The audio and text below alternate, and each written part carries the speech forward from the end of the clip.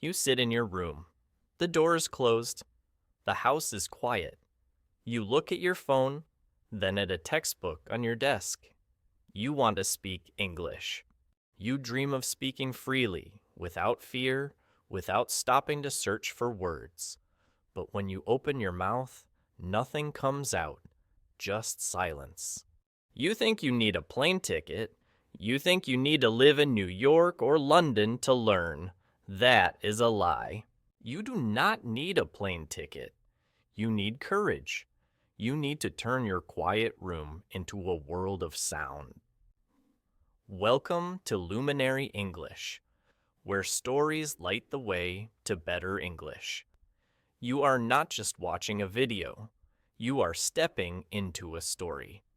Listen closely, feel every word, and let today be the chapter that changes your English forever. Part 1. The Silence. Let us look at the room where you study. Look at the walls. Look at the desk. It is safe here. Nobody is watching you. Nobody is judging you. But this safety is dangerous. It is too quiet. Most students treat English like a secret. They keep it inside their heads. They read the words silently. They write the words silently. They listen to audio silently. The brain is working, but the body is asleep. Imagine a man who wants to learn to play the piano. He reads books about pianos. He watches videos of piano players. He thinks about music all day, but he never touches the keys. He never makes a sound. Will he ever be a musician? No. He will only be a silent expert. You are that man. You are trapping the English language inside your mind. It wants to get out. It wants to be heard. But you are afraid. Why? Because the silence is heavy. Breaking the silence feels like breaking a rule. There is a part of your brain called the amygdala. It is small, like an almond. It controls fear. When you try to speak a new language, this little part of your brain screams at you. It says, "Stop! You will sound stupid. You will make a mistake." So you stay silent. You stay safe. But safety is the enemy of growth. We must break this silence. We must shatter it like glass. The first step of your journey is not to learn a new word. It is to make a noise. Any noise. You must accept that your room is no longer a library. It is a stage. It is a laboratory. The silence is not your friend. The silence is the wall between you and your dream. Today, we take a hammer to that wall. We're going to make some noise. Part 2. The first sound. Now, we move from the mind to the body. Learning a language is not just mental. It is physical. It is athletic. Think about your mouth. Think about your tongue, your lips, your throat. These are muscles. For your whole life, these muscles have moved in one specific way to speak your native language. They have a habit. They have a memory. When you speak your own language, you do not think about your tongue. It just moves. It dances. But English requires a different dance. It requires different muscles. When you try to speak English, your mouth feels strange. Your tongue feels too big. Your lips feel clumsy. The sound vibrates in your chest in a way that feels wrong. This physical discomfort makes you want to stop. It feels like wearing shoes that are on the wrong feet. But you must not stop. You must focus on the physical sensation. Here is the truth about sound. Sound is just air and vibration. That is all. When you speak English, you are pushing air from your lungs, through your throat, and shaping it with your mouth. I want you to try something, not now, but later. I want you to sit alone. I want you to take a deep breath, fill your lungs completely. Then, I want you to push the air out and make a low humming sound. Feel the vibration in your chest. Feel the buzz in your throat. That vibration is the raw material of language. You are a sculptor. You are taking that raw vibration and shaping it into English. Many students whisper. They are afraid of their own voice. They speak English so quietly that even the air cannot hear them. Do not whisper. Whispering hides your mistakes, but it also hides your power. You must speak loudly. You must feel the English in your teeth. You must feel the English in your nose. It should feel exaggerated. It should feel dramatic.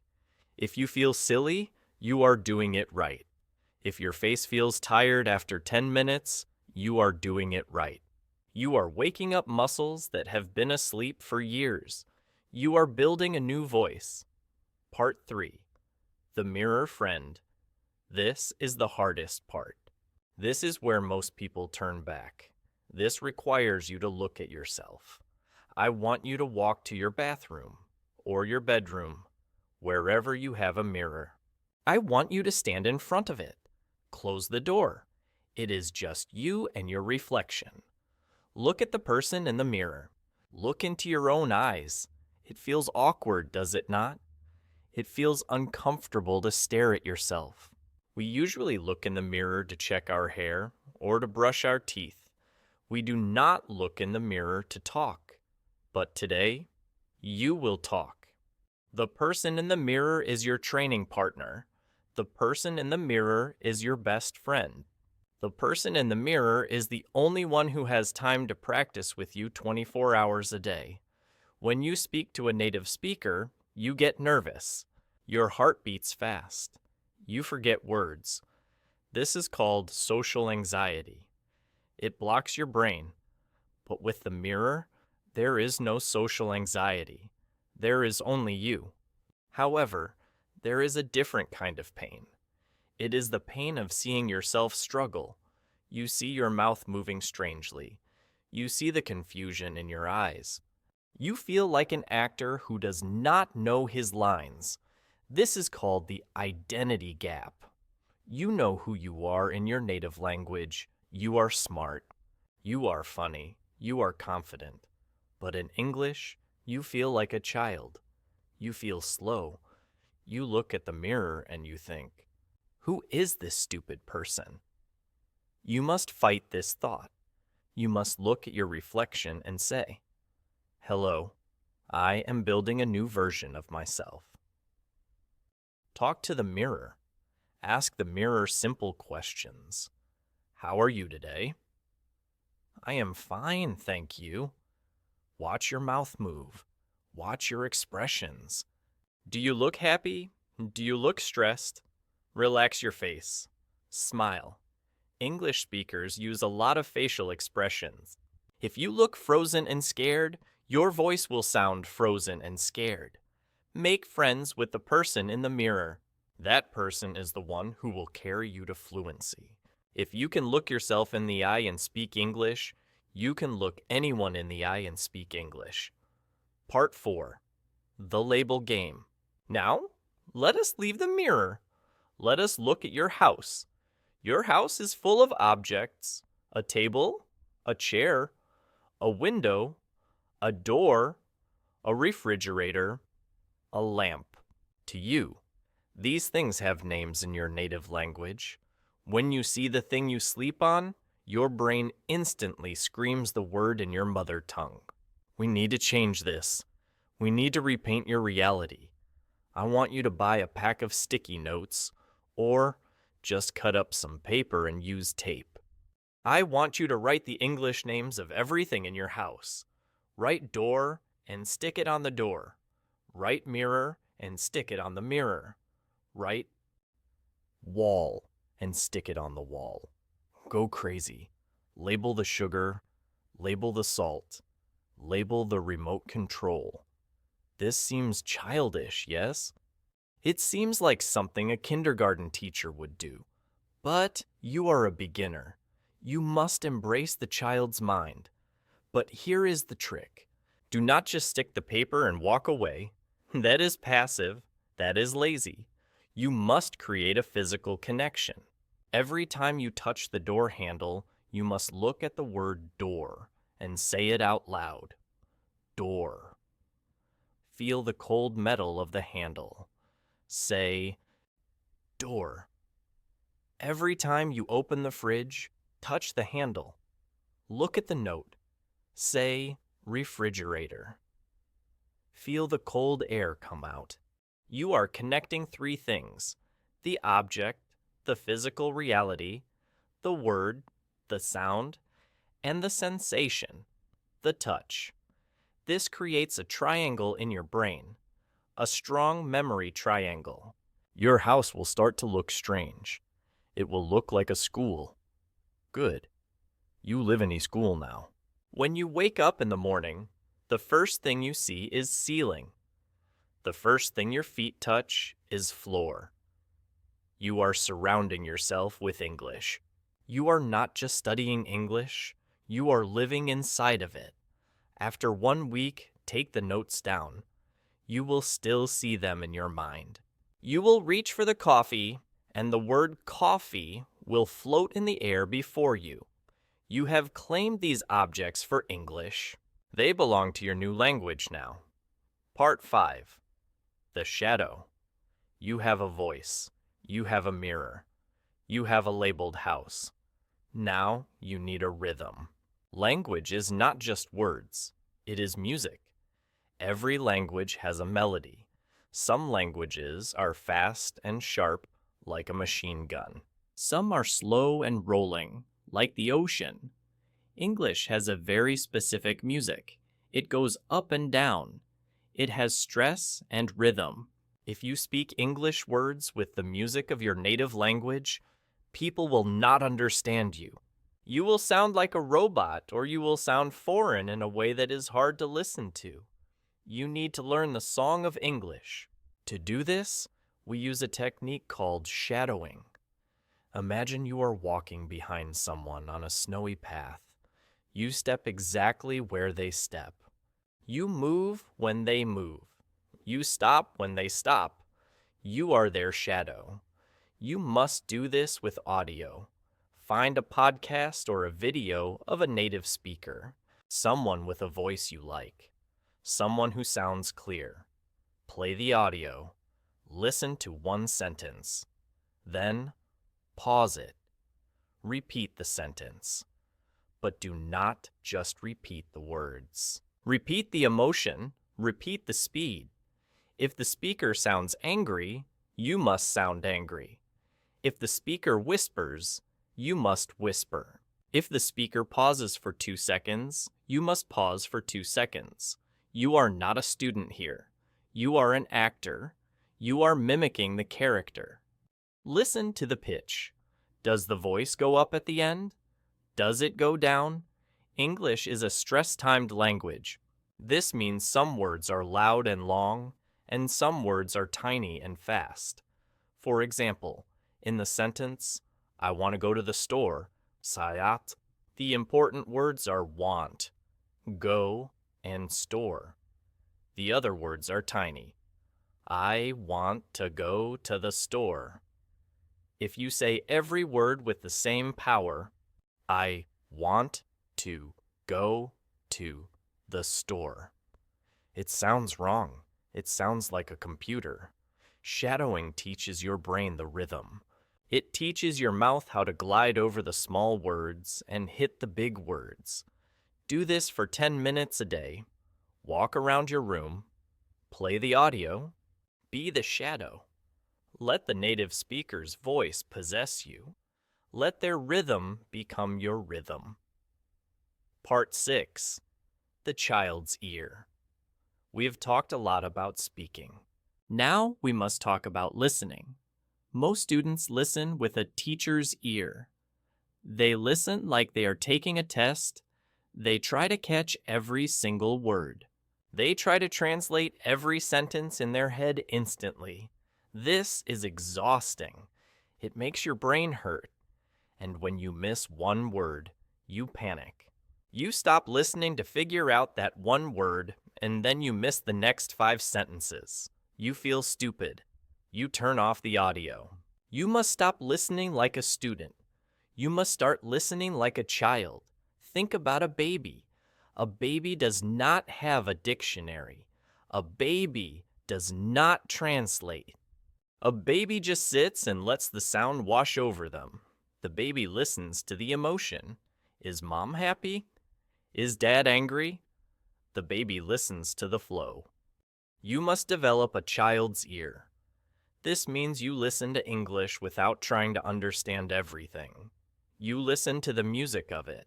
Find a podcast or a radio show, turn it on, sit back, close your eyes. Do not try to translate. Just let the sounds hit your ears. It will sound like noise at first. Blah, blah, blah. That is okay. Just relax. Let the noise happen. Suddenly, you will hear a word you know. Apple. Then more noise. Then table. Then good morning. Treat these words like little islands in the ocean. Do not worry about the ocean. Just enjoy the islands. Your brain is amazing. Even when you are not focusing, your brain is looking for patterns. It is analyzing the grammar deep inside your subconscious. But if you are stressed, if you are trying too hard, you block this process. You need to relax your brain. Trust that you are learning even when you do not understand. Imagine standing in the rain. You do not try to catch every drop of water. You just get wet. Let the English rain on you. Let yourself get wet with the language. Stop fighting the water. Part 7. The Kitchen Talk. Let us go back to daily life. You are in the kitchen. You are making dinner. Usually your mind is somewhere else. You are thinking about work. You are thinking about your problems. You are thinking in your native language. We are going to change this. We are going to narrate your life. You are the main character in a movie, and you are also the narrator. You must describe what you are doing right now in simple English. You pick up a knife. Say out loud, I take the knife. You wash an apple. Say out loud, I wash the apple. The water is cold. You cut the apple. Say out loud, I am cutting the apple. Keep the sentences short. Subject, verb, object. I boil the water. I open the jar. I smell the coffee. Why do we do this? Because it connects the language to action.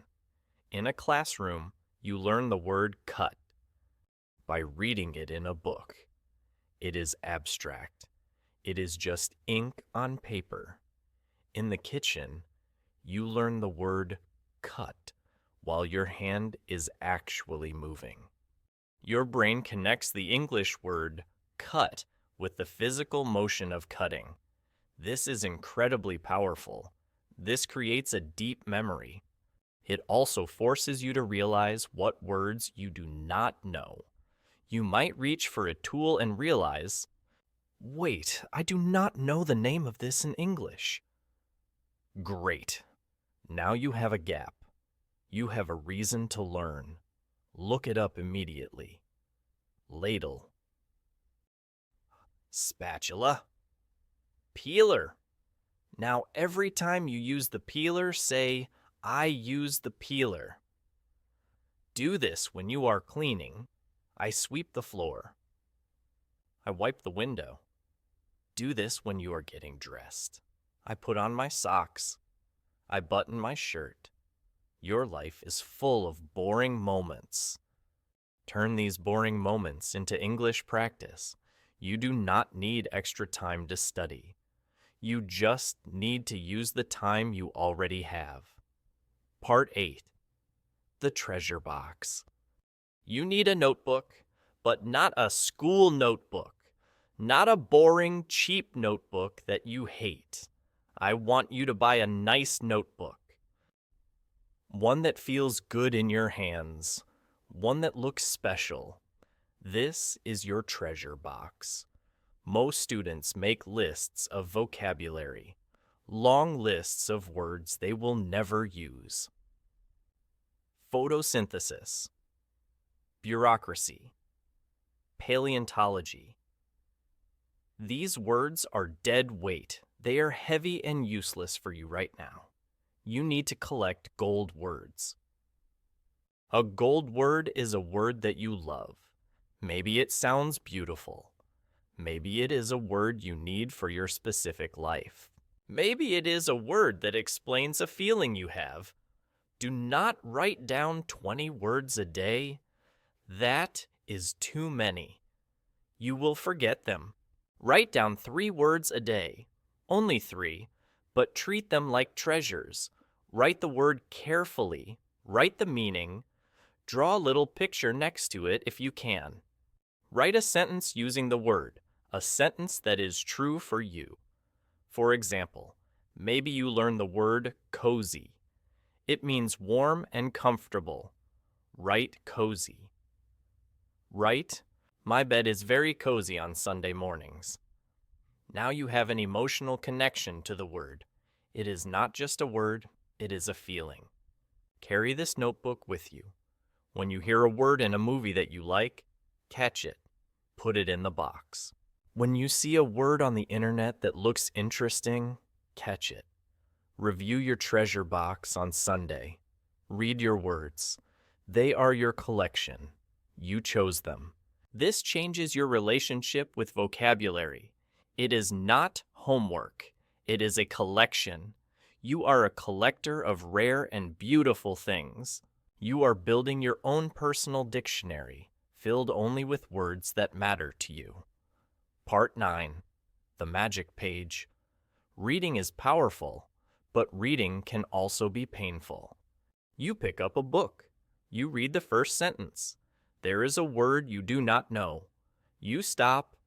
You pick up your phone. You look for the definition. You write it down. You go back to the book.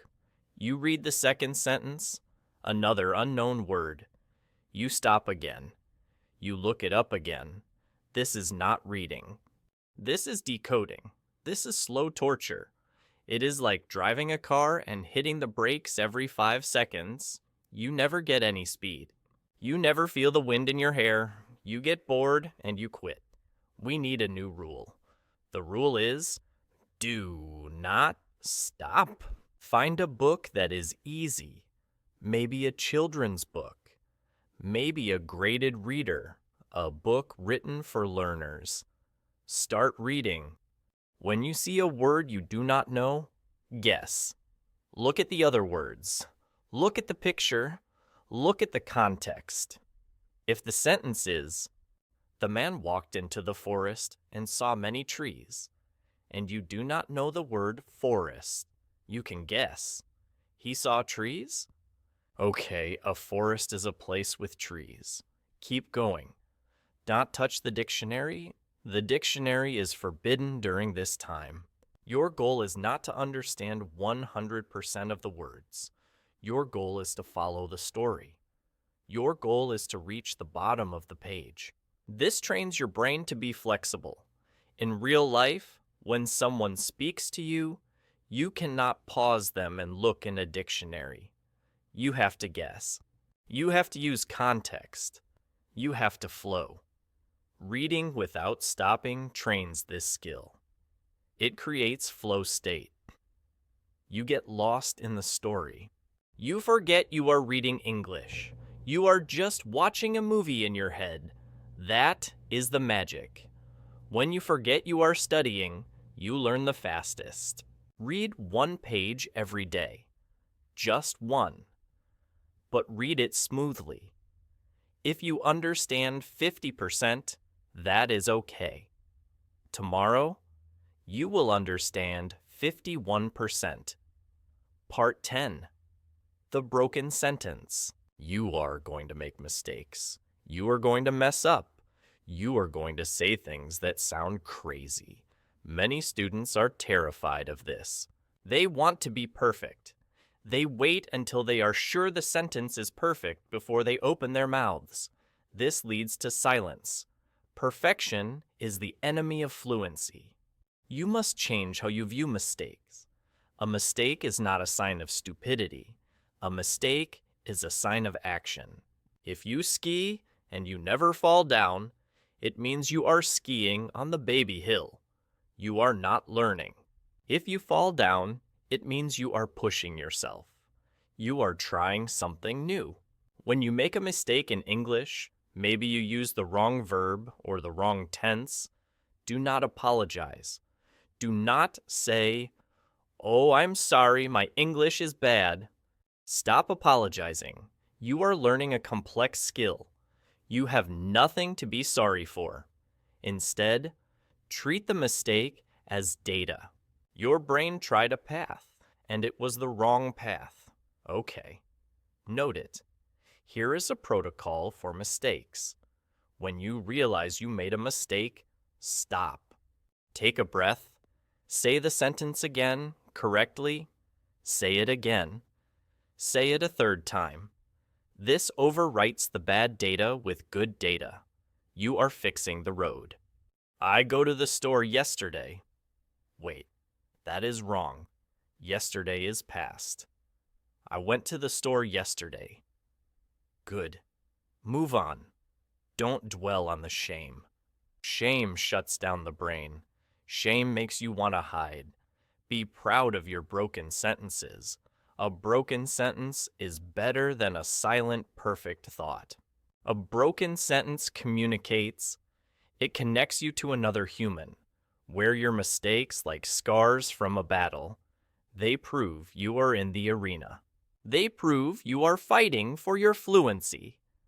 Part 11. The Tired Brain. There will come a day when you hate English. You will wake up and your brain will feel like fog. You will try to speak and you will forget simple words. You will listen to audio and it will just sound like noise. You will feel like you have gone backward. You will feel like you knew more last week than you know today. This is called the plateau, or sometimes the wall. It is painful. It feels like failure. But I am here to tell you, this is not failure. This is biology. When you learn intensely, your brain is physically changing. It is growing new connections. It is building new tissue called myelin. This takes a huge amount of energy. The fog you feel is your brain saying, "Please stop. I need to rest. I need to build."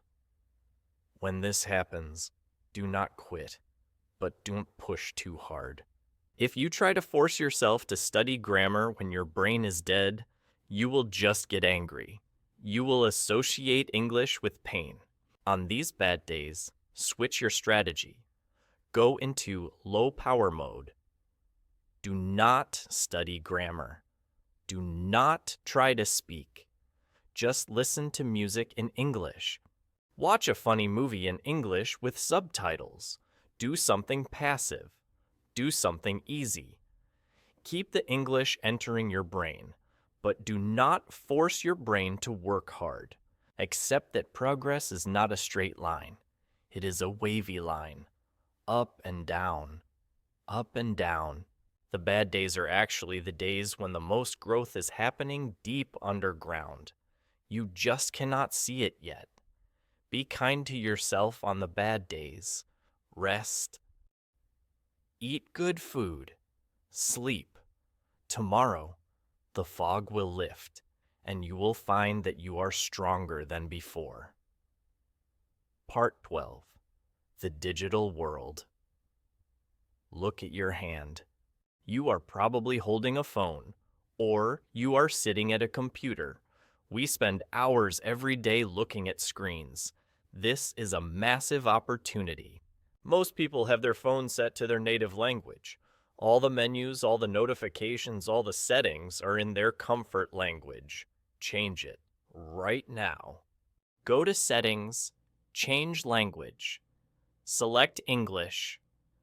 Your phone will restart. Suddenly, everything will look different. Settings becomes settings. Messages becomes messages. Calendar becomes calendar. You will feel a moment of panic. You will think, oh no, how do I find things? Good. That panic is your brain waking up. Now, every time you use your phone, you are practicing English. You are navigating an English world. Low battery. No service. Screen brightness. These are useful technical words. You will learn them without trying. You will learn them because you need them to survive in your digital life. Also, look at your social media. Who do you follow? If you follow 100 people who speak your native language, your feed is a comfort zone. Follow 50 English speakers. Follow English teachers. Follow English news. Follow English meme pages. Follow accounts about cats or cars or cooking, but in English. Force your eyes to see English text every time you scroll. This is called environment design. You are designing your life so that you cannot escape English. You are trapping yourself in success. If you have to read English to understand a funny joke on Instagram, you will read it. Because you want the reward. You want the laugh. Make your digital world an English world. Part 13. The Night Thoughts. The day is over. You are in bed. The lights are out. Your body is tired. This is the final classroom of the day. The space between being awake and falling asleep. Usually you lie there and worry. You think about tomorrow. You replay arguments in your head. I want you to use these last few minutes for a gentle review. Do not turn on the light. Do not open a book. Just close your eyes and think. Try to replay your day in English. Just simple thoughts. I woke up at 7. I drank coffee. I saw a blue car. I felt tired at work. I am warm now. Whisper these thoughts in your mind. If you do not know a word, do not worry. Just skip it or describe it simply. This night review is powerful for 2 reasons. First, it signals to your brain that English is important. Your brain sorts memories while you sleep. It decides what to keep and what to throw away. If the last thing you do before sleep is think in English, your brain says, this is important. I should keep this. Second, it is relaxing. It takes your focus away from your stress and puts it on a simple task. You are ending the day as an English speaker. You are drifting into dreams with English in your mind. Maybe, one night, you will have a dream in English. That is a magical moment.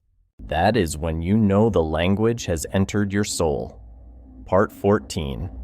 The New Identity. We have reached the end of the list. But this is not the end of the journey. If you do these things, if you break the silence, if you talk to the mirror, if you label your home, if you shadow, if you listen like a child, something will shift inside you.